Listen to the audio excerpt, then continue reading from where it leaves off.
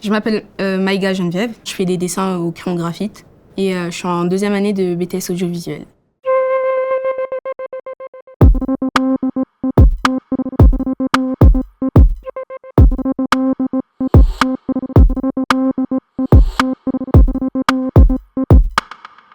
Après la 3e, j'ai fait un lycée général avec les options anglais et physique-chimie.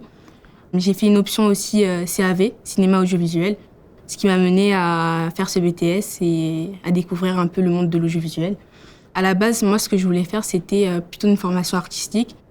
Moi, ce que je préfère, c'est dans la pratique du dessin, le travail des ombres en noir et blanc, et pas spécialement la couleur, mais il m'arrive de travailler le dessin, mais avec des crayons de couleur et pas simplement avec des crayons graphite. C'est une peinture à l'huile. D'accord, qui représente quoi parce que...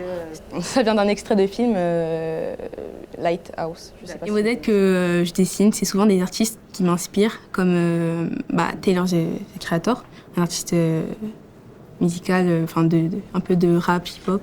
Ils ont un point commun, c'est que c'est justement des artistes, la plupart des artistes afro-américains, parce que c'est quelque chose qui m'a beaucoup marqué de par mes études, parce que je faisais du coup anglais, monde contemporain, et on s'intéressait beaucoup à la culture américaine et afro-américaine. Moi, je suis Sorel Beg-Bucher, maître Sorel Beg-Bucher. Je suis notaire à Paris et j'accompagne juridiquement des artistes pour la protection de leurs œuvres et aussi je leur permets d'avoir une certaine visibilité que ces artistes n'ont pas en temps normal. Dans ce cadre, nous avons créé le fonds de dotation Opéra Art Collection. Ce fonds de dotation a pour objectif, au fait, de valoriser au grand public tout le savoir-faire et le talent d'artistes d'art africains et aussi tous les pays qui souhaitent évoluer avec nous. Et nous organisons donc des expositions d'art pour leur visibilité. Nous assurons aussi tout le conseil et l'accompagnement juridique en matière fiscale, optimisation aussi de leurs projets et l'accompagnement entrepreneurial.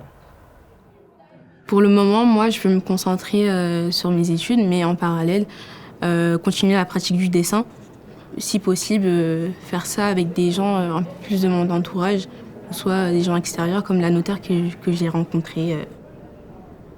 J'envisage de peut-être continuer mes études dans l'audiovisuel, mais par la suite, je pense faire une formation artistique. Mais ça sera beaucoup plus tard quand je me serai posée niveau vie personnelle et professionnelle.